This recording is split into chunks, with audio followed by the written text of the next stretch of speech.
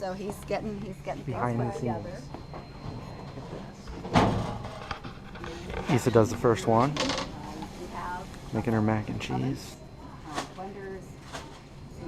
So I'm just going to start talking because I don't want to wait for the Brussels sprouts.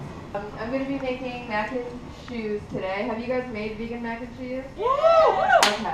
So as I was saying, vegan mac and cheese has come a long way to the point where you don't even need to say cheese with a Z anymore, almost. I'm going to talk a little bit about my vegan journey. And this door keeps hitting me, and I'm really nauseous. And also, one more thing, it's really hard to curl your hair on a ship that's doing this. So I think I did an okay job. So yeah, I went vegan when I was in 1989, when I was 2. And what's funny? And there really wasn't much in the way of vegan cookbooks or, obviously there was no internet. People didn't wear shoes yet. The elevator hadn't been invented, so it was really hard to be vegan back then. And but it was really cool. I think I had an opposite experience of what most people have when they go vegan, where they're like, I went vegan and nobody talks to me anymore. So I went vegan, and my whole family ended up going vegan with me. And my mom came home with a stack of vegan cookbooks, and we all started cooking together. So I feel really, really lucky about that. And at the time, really, I was kind of living on, before I had gotten the cookbooks, I had been living on cheeseless pizzas and broccoli and whatever else we've been eating on the cruise. So times changed a lot. And I think a lot of the things that vegans were missing in their lives, there's probably 20 million times more ex-vegans than there are vegans in the world. And I think a lot of it is because we don't get satisfying food, and if you're not satisfied and you're not happy, you're not going to stay vegan. And everybody's like, I'm sick, and it's because you're eating a little crostini like this.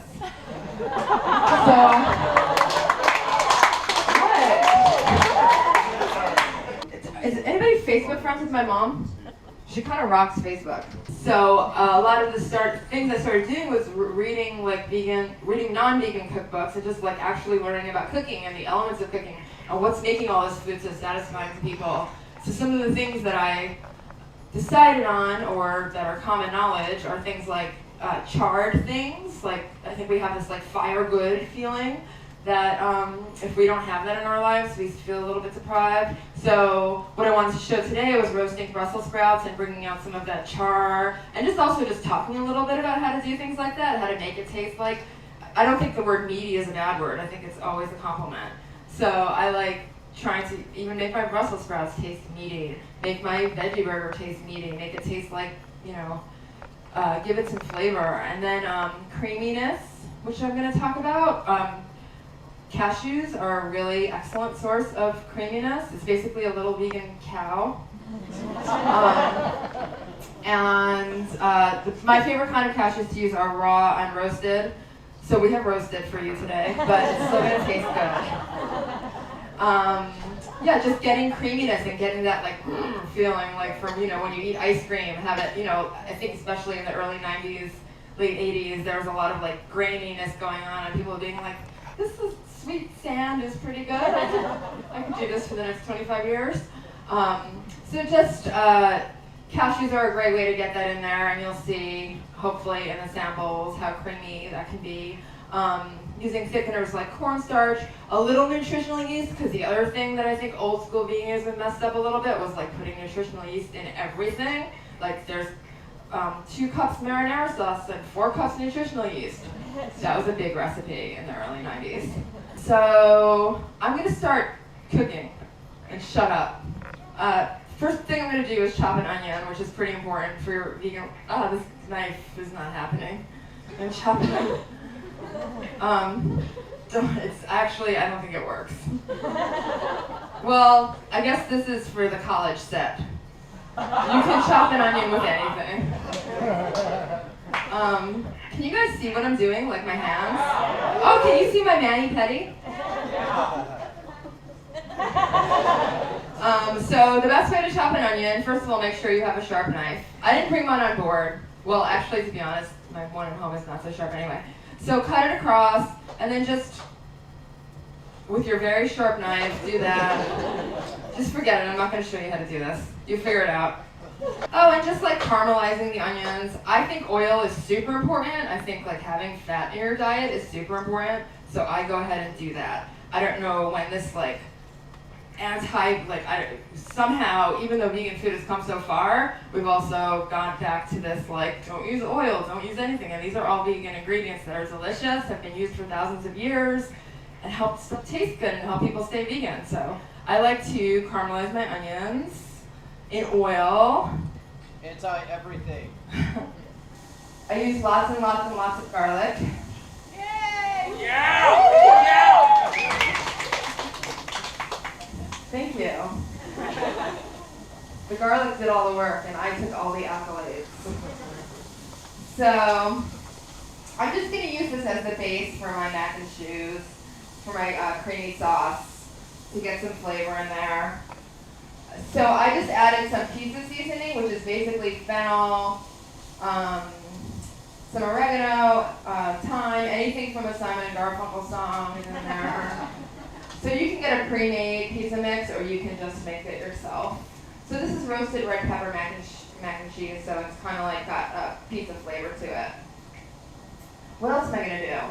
Oh, and I toast my spices too. Throw them in with, instead of throwing them in like when you put the water in, toasting them a little bit with the oil and everything else brings out a lot more flavor. I'm also super bitchy today, I'm sorry. Actually, I'm not sorry. I'm better that way. Oh, I got a new one. Okay. That's like a margarita blender, which I'm game for, honestly, at this point. I'm kind of trying to kill him. I'm not really. So, then you turn your back to the audience, and I don't know what's going to happen here, let me be honest. I'm going to take the, oh, this is super important, actually. If your shit's burning, take it off the heat. A lot of people don't realize that. I burn everything. Oh, you know how you stop doing that? Take it off the heat.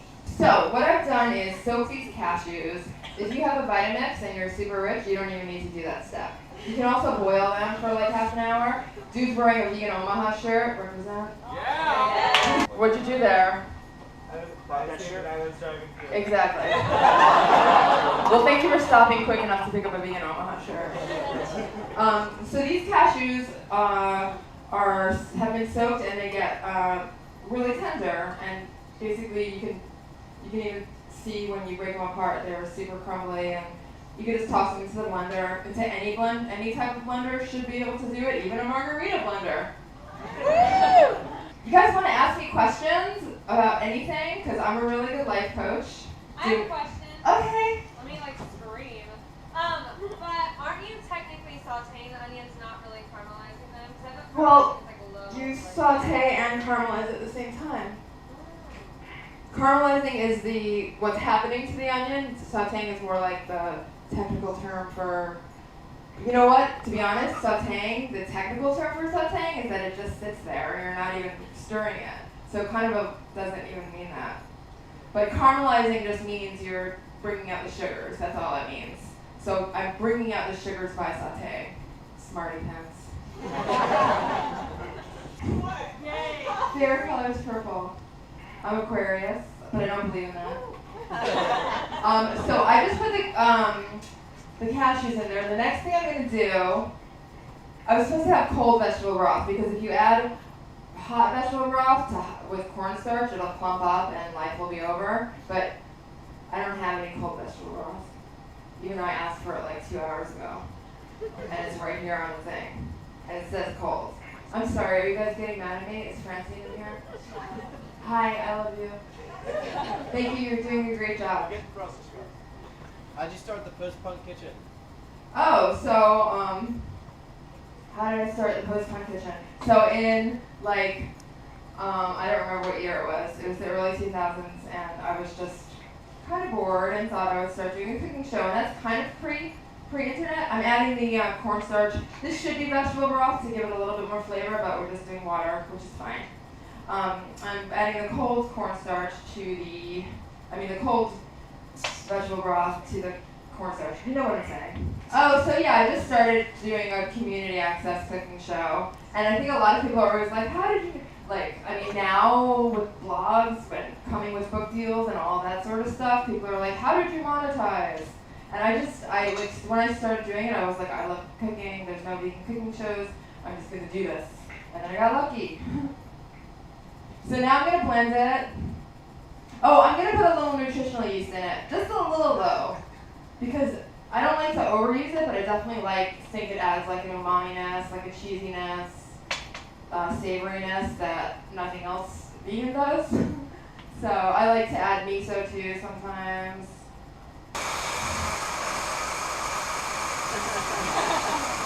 That was a joke. I was pretending to talk about that. Miyoko, can we talk about you?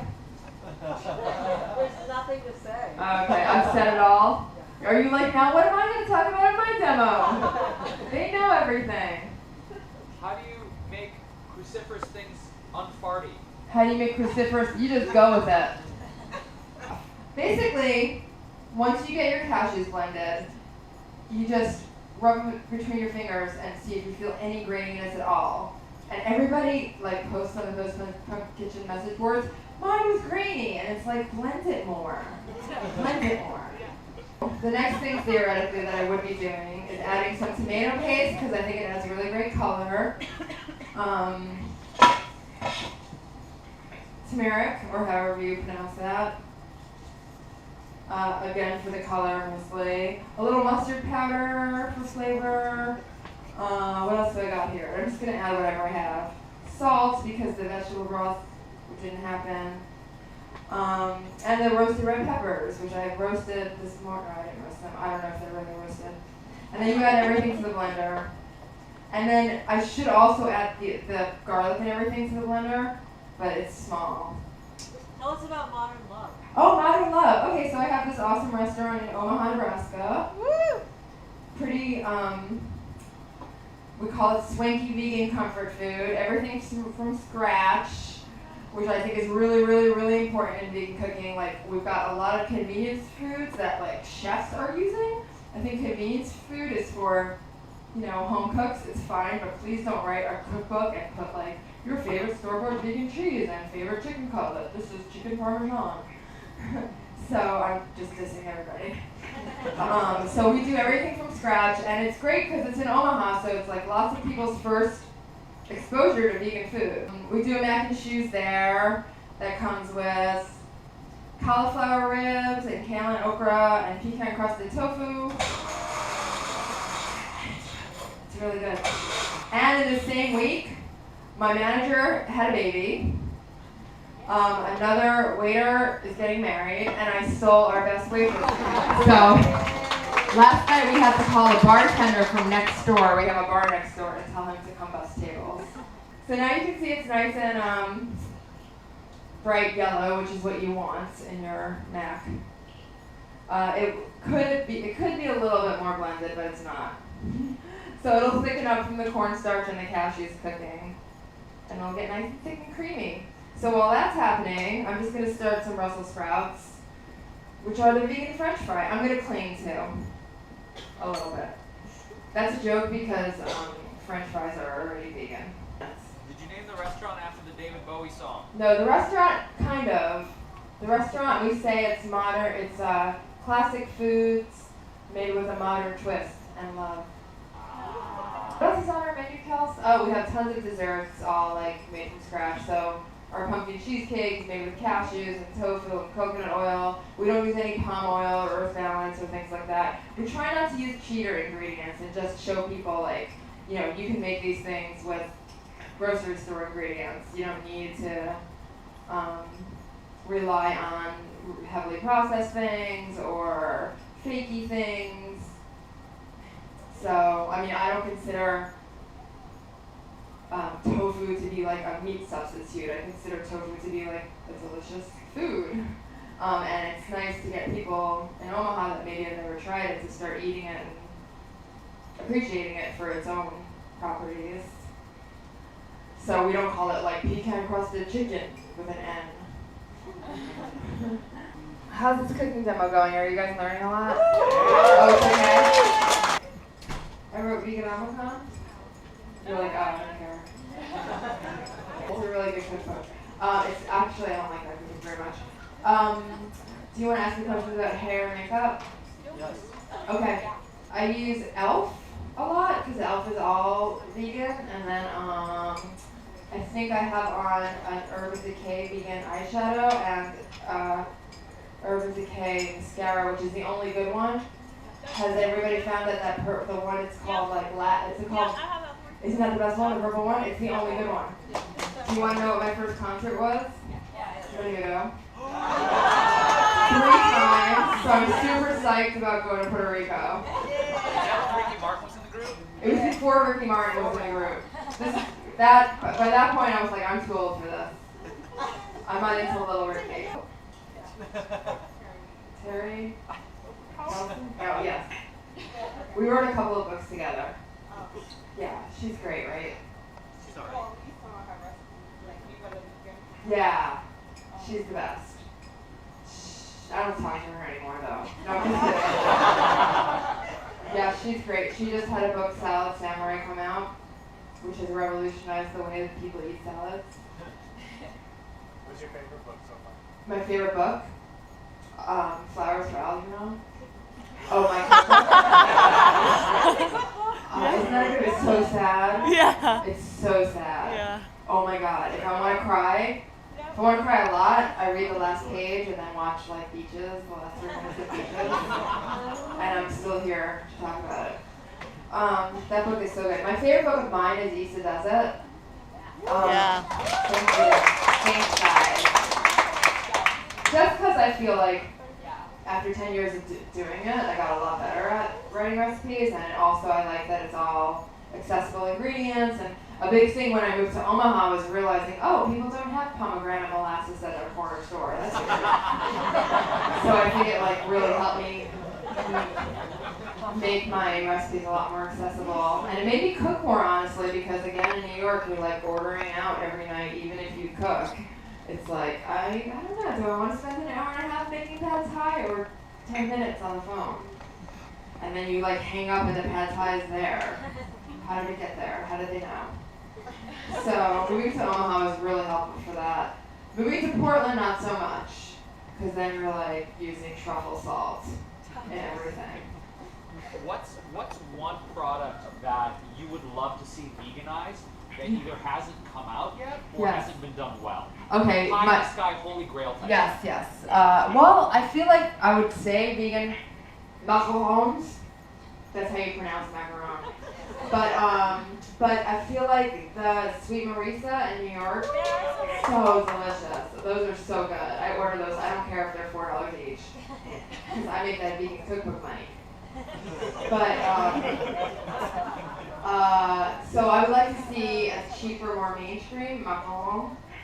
But I would really like to see peanut butter chips, because do peanut butter baking chips.